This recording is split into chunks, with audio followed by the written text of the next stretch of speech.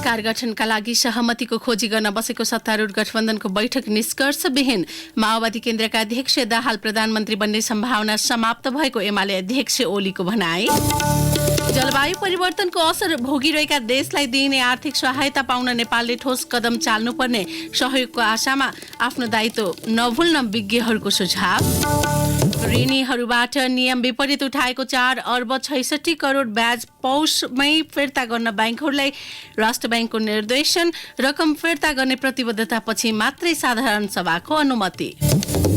अफगानिस्तानको तालिबान सरकार महिला प्रति थप अनुदान बन्दै गैर सरकारी संस्थामा काम गर्न समेत प्रतिबन्ध। र अर्जेन्टिनाका कप्तान मेसी फ्रेन्च क्लब पीएसजीसँग सम्झौता नवीकरण गर्न सहमत। नमस्कार, कान्तिपुर डायरीका साथमा रमेश र इन्द्रलक्ष्मी। समाचार अब विस्तारमा। राष्ट्रपति विद्यादेवी भण्डारीले प्रधानमन्त्रीको दावी गर्न दिएको समय नजिकै गर्दा सत्तारूढ गठबन्धनभित्र भावी सत्ता समीकरण थप पेचिलो बन्दै गएको छ। सरकारको नेतृत्व गरिरहेको नेपाली कांग्रेस र माओवादी केन्द्रबीच भावी प्रधानमन्त्रीबारे सहमति हुन नसकेपछि गठबन्धनको हिजो बसेको बैठक पनि निष्कर्षविहीन बनेको हो। प्रधानमन्त्री निवास बालुवाटारमा बसेको बैठकमा नेताहरूले आफ्नै अडान कायम राखेपछि बैठक निष्कर्षविहीन बनेको हो। सरकारका प्रवक्ता तथा सञ्चार मन्त्री ज्ञानेन्द्र बहादुर कार्कीले नयाँ सरकारको नेतृत्व गठबन्धनले गर्ने भएकाले आजसम्ममा सहमति हुने दावी गर्नुभयो। बैठकपछि पत्रकारहरूसँग कुरा गर्दै प्रवक्ता कार्कीले भन्नुभयो, भोलिसम्म धैर्यता गर्नुहोस्, यसमा हलो अड्किन्न। प्रधानमन्त्री को पहिले हुने भन्ने कुरा भोलि छलफल बिहान हुन्छ। मुलुकलाई अहिलेको जनताको आकांक्षा अनुसार कसरी अगाडि बढाउने कुरा त्यो महत्त्वपूर्ण कुरा हो र गठबन्धनकै नेतृत्वमा सरकार निर्माण हुन्छ। कांग्रेसभित्र सरकारको नेतृत्व गर्नुपर्ने दबाव बीचमा माओवादी केन्द्रका अध्यक्ष पुष्पकमल दाहालले प्रधानमन्त्रीको इच्छा व्यक्त गर्नुभएको छ।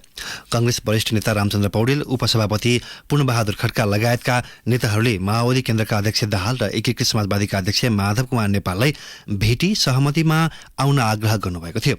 राष्ट्रपति भण्डारीले सरकार गठनको दावी प्रस्तुत गर्न दिएको समय आज साँझ 5 बजे सकिँदैछ। यसैबीच एमाले अध्यक्ष केपी ओलीले माओवादी केन्द्रका अध्यक्ष पुष्पकमल दाहाल अब प्रधानमन्त्री बन्ने सम्भावना समाप्त भएको बताउनु भएको छ। सत्ता गठबन्धन दलभित्र भावी सरकारको नेतृत्वलाई लिएर रसाकसी चलिरहेका बेला एमाले अध्यक्ष ओलीले माओवादी केन्द्रका अध्यक्ष दाहाल प्रधानमन्त्री हुन नसक्ने बताउनु भएको हो। काठमाडौँमा हिजो आयोजित कार्यक्रममा बोल्दै उहाँले प्रधानमन्त्री बन्न दाहालले समयमै निर्णय गर्न नसकेको टिप्पणी गर्नुभयो। पुष्पकमल दाहालजी प्रधानमन्त्रीको इच्छा गरिरहनु भएको छ, तर उहाँले मलाई लाग्छ ढिलो गर्नु, निर्णय गर्न ढिलो गर्नु। यदि तपाईँले आप पार्टीकै बेला टिक्नु भएन भने खान पनि पाउनुहुन्न, बेच्न पनि पाउनुहुन्न, किनभने त्यो आफै झरेर जान्छ। त्यसको रस, त्यसको फल, त्यसको प्रतिफल, त्यसको फाइदा समयले खाइदिन्छ। त्यस्तै हुने अब उहाँको सम्भावना सामान्यतः समाप्त भयो जस्तो देखिन्छ, किनभने उहाँले समयमा कदम चाल्नु भयो।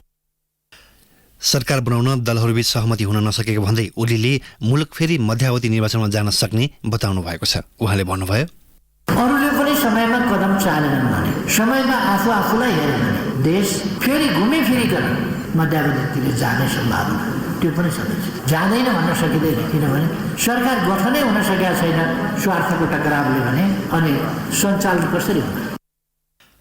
निर्वाचनको नतिजापछि एमाले अध्यक्ष ओलीले सत्ता समीकरणको विषयमा पहिलो पटक सार्वजनिक अभिव्यक्ति दिनुभएको हो।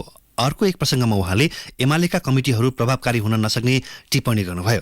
ठूलो संरचना भएकाले कमिटीहरूले संगठनको काम गर्न नसकेको उहाँले बताउनुभयो। पार्टी, जनवर्गीय र सबै संगठनहरू, तिनका सबै तहहरूलाई चुस्त दुस्त बनाउने कमिटीहरू भद्दा छन्, ठुला छन्, काम गर्न नसक्ने छन्। ती नाम मात्रका कमिटी र नेताहरूको काम आसन ग्रहण गर्ने होइन। नेताहरूको काम कार्यकर्ताकोमा जाने, जनताकोमा जाने र कार्यकर्ताहरूलाई, जनतालाई सक्रिय बनाएर पार्टी नीति अन्तर्गत संगठन विस्तार। तर आज कमिटीहरू यस्ता ठुला छन् जसले संगठनात्मक काम गर्न, आन्दोलनका काम गर्न होइन, आसन गर्न मात्रै काम गर्छ।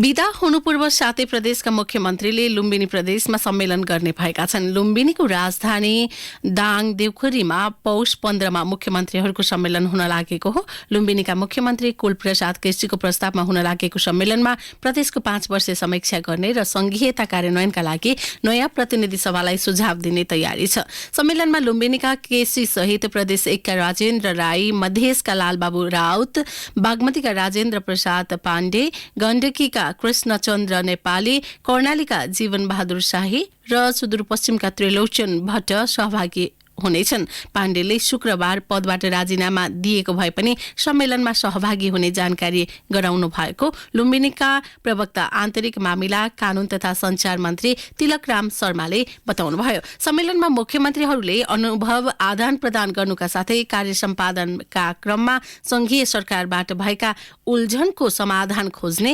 बाझिएका र बन्न नसकेका कानून निर्माणका लागि अबको संसदलाई सुझाव दिने विषयमा गम्भीर छलफल गर्ने तयारी छ।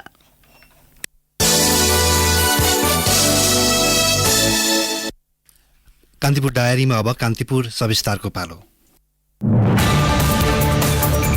कान्तिपुर सविस्तार। इजिप्टमा 1 महिना अघि भएको जलवायु परिवर्तन सम्बन्धी राष्ट्रसङ्घीय सम्मेलन कोप 27 मा ऐतिहासिक सहमति भएको भन्दै विश्वव्यापी रूपमा चर्चा भइरहेको छ। जलवायु परिवर्तनको गम्भीर असर परेका मुलुकहरूलाई कोष स्थापना गरी क्षति र नोक्सानी बापत आर्थिक सहयोग उपलब्ध गराउन लगायत विषयमा सहमति भएको थियो। नेपालले पनि त्यस्तै खालको सहयोग पाउने भएकाले त्यसका लागि सरकारले पर्याप्त गृह कार्य गर्नुपर्ने देखिएको छ। कतिपय विज्ञहरूले भने आर्थिक सहयोग पाउने आशमा जलवायु परिवर्तनको असर न्यूनीकरणका लागि राज्यले गर्नुपर्ने दायित्व भुल्न नहुने सुझाव दिएका छन्। सन् 2024 मा क्षति नोक्सानी कोष सुरु हुने सर्वपक्षीय सहमति भएको छ। कोषको संरचना, आर्थिक संकलन सुरु गर्ने मिति सहित त्यसका मोडल टुङ्गो लागिसकेको छैन।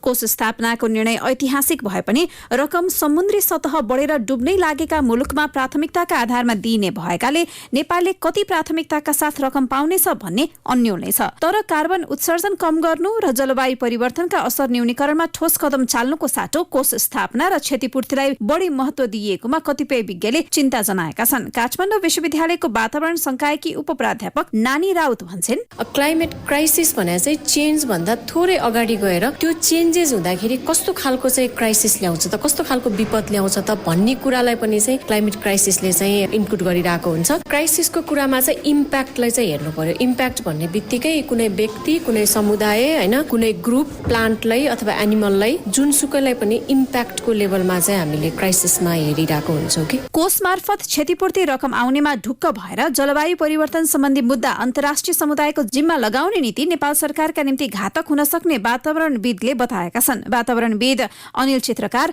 अन्तर्राष्ट्रिय समुदायलाई खबरदारी गरिरहे पनि स्थानीय स्तरबाट जलवायु परिवर्तनको असर विरुद्ध नेपाल सरकार आफैले कदम चाल्नुपर्ने सुझाव दिन्छन्। जलवायु परिवर्तनको प्रभाव कम गर्न अनुकूलनका निम्ति नेपालले आफ्नै अग्रसरतामा विधि निर्माण गर्नुपर्ने चित्रकारको जोड छ। यो क्लाइमेटको पैसा होस् अथवा अरू कुनै पूर्वाधार विकास गर्ने जुन हो त्यो चाहिँ उनीहरू नै आउँछन्, उनीहरूकै पैसा प्रयोग गर्छन्, उनीहरूले नै तलब खान्छन् र उनीहरूले नै रिपोर्ट तयार पार्ने हो। जस्तै न युरोपसँग पैसा छ अहिले, न अमेरिकनहरूसँग पैसा छ। यो खालि गएर एउटा कन्फरेन्समा तिमीले तिर्नु पर्यो भनेर भन्नु त्यो स्वाभाविक हो, त्यो भन्नु पनि पर्छ। तर जलवायुको परिवर्तनको असर चाहिँ हामीलाई परि नै सक्यो। त्यसैले यो अल्मलिनु भन्दा नि आफूले गर्न सक्ने चिजमा अगाडि बढ्यो भने राम्रो। र जस्तै उदाहरणको लागि हामीसँग अहिले जलविद्युत हैन, जस्तै 400 मेगावाट जति बाहिर पठाउन सक्ने हाम्रो जुन क्षमता छ त्यो विकास गरेर बरु इन्डियालाई, चाइनालाई, हैन, बंगलादेशलाई त्यो बिजुली बेचेर आएको पैसाले हामी चाहिँ ठिक ठाउँमा पुग्छौँ। तर कसैले दान देला, कसैले सहयोग गर्देला भनेर पर्खुनु चाहिँ मेरो विचारमा यो बेलै होइन। विश्वको तापक्रम वृद्धिलाई 1.5 डिग्रीमा सीमित गर्ने विश्वका धनी तथा विकसित राष्ट्रले प्रतिबद्धता जनाए पनि त्यसको प्रभावकारी कार्यान्वयनमा शंका गर्नुपर्ने ठाउँ प्रशस्तै छन्। नेपालको 80% जनसंख्या जलवायुजन्य जोखिमको क्षेत्रमा बसोबास गरिरहेको सरकारी तथ्याङ्क छ। जोखिम न्यूनीकरणका लागि नेपाल सरकारले विभिन्न 64 वटा कार्यक्रम सञ्चालन गरे पनि प्रभावहीन देखिएका छन्। सन् 1971 देखि 2011 सम्म गरिएको अध्ययन अनुसार नेपालमा 75% पहिरो प्राकृतिक कारणले गए पनि बाँकी 25% पहिरो जलवायु परिवर्तन वा मानवीय त्रुटिले गर्दा हुने गरेको वन तथा वातावरण मन्त्रालयको तथ्याङ्क छ। यद्यपि सोही 25% पहिरोकै कारण मानवीय तथा आर्थिक क्षति बढी हुने गरेको छ। यो पृष्ठभूमिमा नेपालले जलवायु परिवर्तन सम्बन्धी कोषबाट लाभ लिन सक्ने र सरकारले चाल्ने कदमलाई अघि बढाउन सहज हुने अपेक्षा सरकार सरकारी पक्षको छ।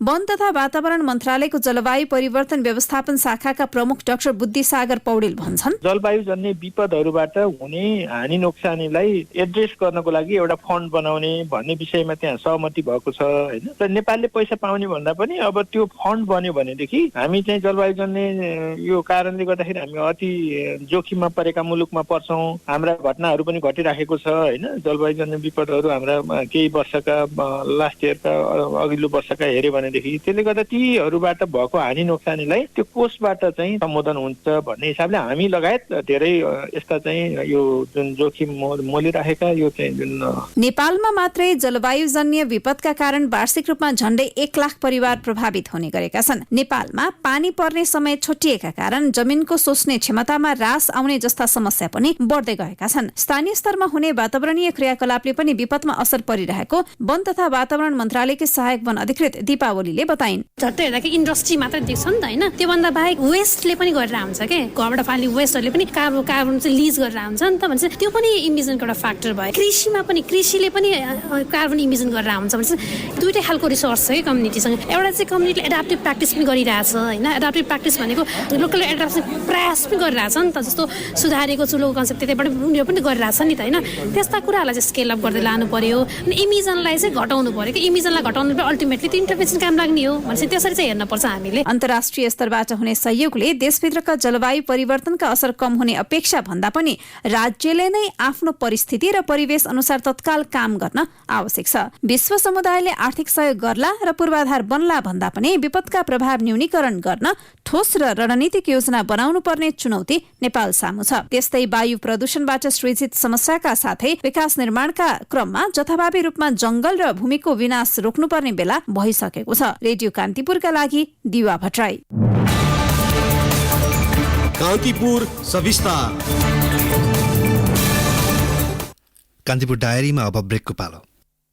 ब्रेकपछि अब बाँकी प्रसङ्ग। नेपाल विद्युत प्राधिकरणले विद्युत उपयोग गरे बापतको 42 करोड 33 लाख रुपियाँ बक्यौता तिर्न उदयपुर सिमेन्टलाई पत्र काटेको छ।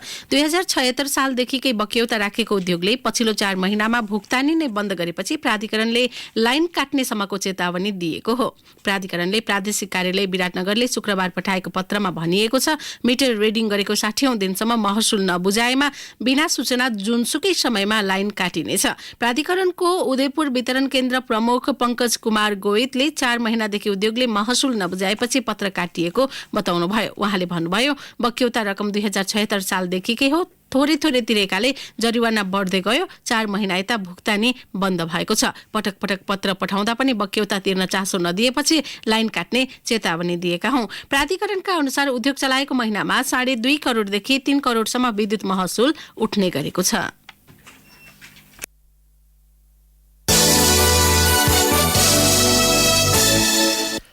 मेलम्ची खानेपानी आयोजना सञ्चालन गर्न 2 दशक अघि गठन भएको मेलम्ची खानेपानी विकास समिति पुनः संरचना गरिने भएको छ। दोस्रो चरणको योजना सञ्चालन र काठमाडौँ उपत्यकाका लागि वैकल्पिक स्रोतको खोजी समेत गर्न समिति पुनः संरचना गर्न लागेको हो। नयाँ समितिको काम मेलम्ची तथा काठमाडौँ उपत्यका खानेपानी समिति प्रस्ताव गरिएको छ। पुनः संरचना प्रस्ताव अर्थ मन्त्रालयबाट सहमति लिएर कानून मन्त्रालय पठाइएको छ। चालू वर्षको बजेट वक्तव्यमा अर्थमन्त्री जनार्दन शर्माले मेलम्ची समिति खारेजीको घोषणा गर्नुभएको थियो। खानेपानी मन्त्रालयले पुरानो संरचनालाई निरन्तरता दिनुपर्ने प्रस्ताव गरेकामा अर्थ मन्त्रालयले नयाँ संरचना बनाएको हो। सरकारले आयोजनाको नीतिगत निर्णय गर्न र आयोजनाको कामलाई सहज बनाउन 2055 सालमा विकास समिति गठन गरेको थियो। मेलम्ची आयोजना पूरा भएर पानी राजधानी आइसकेको भन्दै अर्थमन्त्री शर्माले गत जेठ 15 को बजेट मार्फत विकास समिति खारेजीको घोषणा गर्नुभएको थियो। पुरानो समिति खारेजी घोषणा गए पनि कार्यान्वयन नभएका कारण मेलम्चीको थप काम अघि बढाउन अप्ठ्यारो परिरहेको छ। घोषणा कार्यान्वयन नहुँदा आयोजना निर्माणमा भएको खर्च भुक्तानी दिन नसकेको अधिकारीहरूको भनाइ छ। आयोजनाका कर्मचारीले तलब समेत खान पाएका छैनन्। खानेपानी मन्त्रालयका सहसचिव तथा प्रवक्ता शोभाकान्त पौडेलले कानून मन्त्रालयले कानूनी विषय मात्रै हेर्ने भएकाले नयाँ समितिको समितिको फाइल छिट्टै मन्त्री परिषद जाने बताउनुभयो। नयाँ समितिमा 7 जना सदस्य रहने व्यवस्था छ। खानेपानी मन्त्रालयका सचिव समितिको अध्यक्ष रहने व्यवस्थालाई निरन्तरता दिएको छ भने सदस्य सचिव आयोजनाका कार्यकारी निर्देशक हुनेछन्। समितिमा काठमाडौँ महानगरपालिकाका मेयरको प्रतिनिधित्व हुँदै आएकामा अब भने प्रमुख प्रशासकीय अधिकृत रहनेछन्। सरोकार समिति र प्रभावित क्षेत्रका पालिकाका मेयर वा अध्यक्ष विकास समितिका सदस्य हुने व्यवस्था गरिएको छ।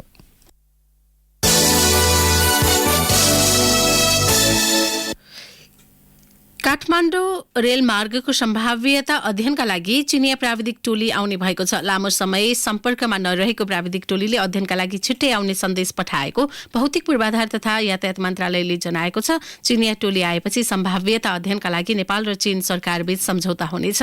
त्यसपछि काम अघि बढ्ने भौतिक मन्त्रालयका प्रवक्ता एवं सहसचिव शिवप्रसाद नेपालले जानकारी दिनुभयो। उहाँले भन्नुभयो, काठमाडौँ केरुङ रेलमार्गको सम्भाव्यता अध्ययन गर्ने भनेको धेरै भयो, तर लामो समय चिनिया प्राविधिक टोली सम्पर्कमा नआउँदा ढिलाइ भएको हो। अहिले उनीहरू नै चासो दिएर सम्पर्कमा फर्किएका छन्। अहिले दुई देशका उच्च अधिकारी सम्पर्कमा रहेको नेपालको भनाइ छ।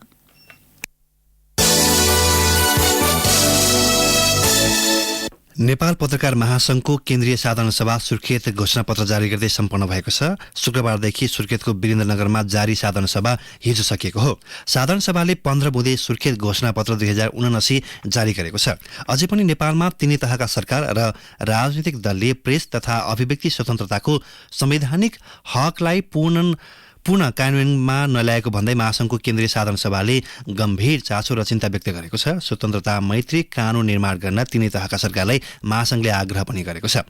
नागरिक अधिकार, प्रेस स्वतन्त्रता र सूचनाको हक सुनिश्चित गर्न पनि महासंघले माग गरेको छ। घोषणापत्रमा आम पत्रकारलाई सचेतनामूलक डिजिटल माध्यमको प्रयोग गर्न पनि आग्रह गरिएको छ। संविधान अनुसार सञ्चार कानून तत्काल निर्माण गर्न र पुराना कानून सुधारमा ल्याउन सम्बद्ध पक्षसँग जोरदार माग गरिएको छ। श्रमजीवी पत्रकारले अझै पनि तोकिएको सेवा सुविधा पाउन नसकेको अवस्थामा श्रमजीवीका पक्षमा गर्दै आएको दबावमूलक कार्यक्रमलाई सशक्त बनाउन महासंघलाई घोषणापत्रले निर्देश गरेको छ। घोषणापत्रमा समानुपातिक विज्ञापन प्रणाली तत्काल लागू गर्न सरकारसँग माग गरिएको छ भने श्रमजीवी पत्रकारको निशुल्क उपचार, दुर्घटना र स्वास्थ्य बीमाका सम्बन्धमा सरकारले गरेका निर्णय कार्यान्वयनका लागि माग गरिएको छ। घोषणापत्रमा सांस्कृतिक र पर्यटकीय रूपमा समृद्ध कर्णाली प्रदेशको पर्यटन, भाषा, कला र साहित्यको प्रचार एवं सम्वर्धनसँगै राराताल, सेफोक्सुण्डो ताल, कुपिण्डे दह, काँक्रेबिहार, बुलबुले ताल, देउती बजै लगायत पर्यटक स्थलको प्रचार र आवश्यक पूर्वाधार विकासका लागि सबै तहका सरकारलाई आह्वान गरिएको छ।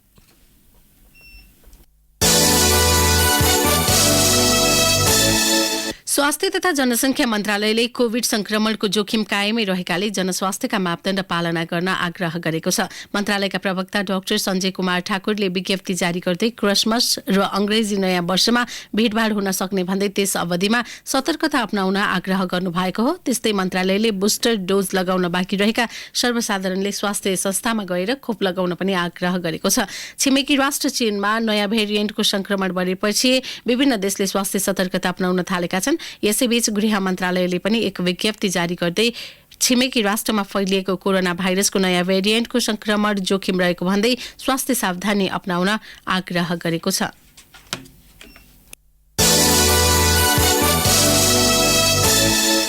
प्रधानमन्त्री तथा राष्ट्रिय विकास समस्या समाधान समितिका अध्यक्ष शेरबहादुर देउवाले गठन गरेको विज्ञ सम्मिलित कार्यदलले विद्यालय शिक्षाको जिम्मा स्थानीय तहलाई दिएपछि अनुगमन शून्य भएको र शिक्षकलाई तालिमको व्यवस्था समेत कमजोर बनेको औँल्याएको छ। कार्यदलले स्थानीय तह स्तरमा सुपरिवेक्षक नियुक्त गरेर विद्यालयको नियमित नियमनको व्यवस्था गर्न सरकारलाई सुझाव पनि दिएको छ। विद्यालय शिक्षाको गुणस्तर वृद्धि गर्न शिक्षकलाई स्वनिर्देशित, स्वनियन्त्रित र स्वपरिचालित हुन सक्ने तथा विद्यार्थीको सिकाइप्रति जवाबदेही बनाउन सक्ने नतिजामुखी सुपरिवेक्षण प्रणाली विकास गर्न राष्ट्रिय योजना आयोगका शिक्षा हेर्ने सदस्य पुष्परमण वागले नेतृत्वको कार्यदलले सुझाएको हो। प्राथमिक, निम्न माध्यमिक र माध्यमिक तहमा बेग्ला बेग्लै निरीक्षकको व्यवस्था गरी स्रोत केन्द्र र स्रोत व्यक्तिको अवधारणा अनुगमन निरीक्षण पद्धति थियो। 2072 को संविधानले विद्यालय रेखदेखको अधिकार स्थानीय तहलाई दियो भने स्रोत केन्द्र र शैक्षिक तालिम केन्द्रहरू पनि खारेजीमा परेपछि विद्यालय शिक्षाको सुपरिवेक्षण प्रणाली अवरुद्ध बनेको छ। स्थानीय तहले अधिकार पाएपछि विद्यालय अनुगमन र निरीक्षण प्रभावकारी हुन नसकेको गुनासो बढ्दो छ। कान्तिपुर डायरीमा पुनः ब्रेकको पालो। ब्रेकपछि अब आर्थिक प्रसङ्ग। वाणिज्य ब्याङ्कहरूले नियम विपरीत ब्याज बढाई असुलेको रकम यही पौषभित्र ऋणीलाई फिर्ता गर्नुपर्ने भएको छ। राष्ट्र ब्याङ्कले सञ्चालनमा रहेका 25वटै वाणिज्य ब्याङ्कलाई प्रिमियम बढाएर ऋणीबाट नियम विपरीत असुलेको कुल 4 अर्ब 66 करोड रुपियाँ फिर्ता गर्न निर्देशन गरेको हो। राष्ट्र ब्याङ्कले ती ब्याङ्कलाई रकम फिर्ता गर्ने प्रतिबद्धता गराएर मात्र गत आर्थिक वर्षको साधारण सभाको अनुमति दिएको छ। शुक्रबारसम्म कृषि विकास ब्याङ्क बाहेक सबै वाणिज्य ब्याङ्कले साधारण सभा गर्न अनुमति पाएका छन् भने आधाभन्दा धेरैले सम्पन्न नै गरिसकेका छन्। कृषि विकास ब्याङ्कले भने पौषभित्रै साधारण सभा गर्न नसक्ने भएको छ। ब्याङ्कले प्रिमियम बढाएर नियम विपरीत असुल गरेको ब्याज उल्लेखित तथ्याङ्कमा समावेश गरेको छैन। यद्यपि साधारण सभाका लागि अनुमति दिँदा सो ब्याङ्कलाई पनि बढी रकम असुलेको ब्याज फिर्ता गर्न लगाउने राष्ट्र ब्याङ्कले जनाएको छ। साधारण सभाको अनुमति पाएका सबै वाणिज्य ब्याङ्कले बढी ब्याज असुलेको राष्ट्र ब्याङ्कले भेट्टाएको जनाएको छ। सबैभन्दा बढी एनआइसी एसियाको 48 करोड, नवेलको 47 करोड र ग्लोबल आइएमई को 45 करोड रुपियाँ रहेको छ। अब अन्तर्राष्ट्रिय प्रसङ्ग। अफगानिस्तानको तालिबान सरकार महिलाप्रति थप अनुदार बन्दै गएको छ। अफगानी महिलालाई हालै मात्र विश्वविद्यालय शिक्षा अध्ययनमा रोक लगाएको सरकारले पुनः गैर सरकारी संस्थामा काम गर्न बन्देज लगाएको छ। तालिबानी अर्थ मन्त्रालयले अफगानी महिलाहरूलाई राष्ट्रिय तथा अन्तर्राष्ट्रिय गैर सरकारी संस्थामा नराख्न पत्र मार्फत आदेश नै दिएको हो।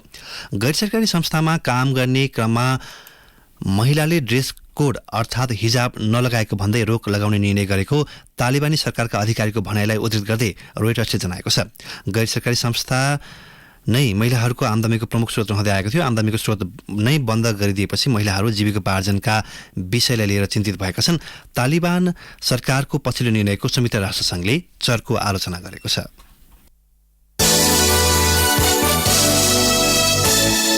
अब खेल प्रसङ्ग। अर्जेन्टिनाका कप्तान Lionel Messi French club Paris Saint Germain पीएसजीसँग सम्झौता नवीकरण गर्न सहमत भएका छन्। फ्रेन्च लिग 1 क्लबसँग मेसीको सम्झौता 2023 को जुनबाट सकिँदैछ। सन् 2021 मा उनी बार्सिलोना छोडेर 2 वर्षको सम्झौता सहित पीएसजी गएका थिए। पछिल्लो समय मेसी बार्सिलोना फर्कने चर्चा समेत चलेको थियो। तर मेसीले पीएसजीसँग थप 1 वर्ष क्लबमा रहने गरी सम्झौता नवीकरण गर्न सहमति जनाएको बीबीसीले उल्लेख गरेको छ। मेसीले पीएसजीका लागि 53 खेलमा 23 गोल गरिसकेका छन्। 7 पटकको बालोन डी ओर विजेता मेसी विश्वकपको प्लेयर अफ द टुर्नामेन्ट समेत घोषित भएका थिए। उनकै कप्तानीमा कतार विश्वकपमा अर्जेन्टिनाले उपाधि जितेको थियो।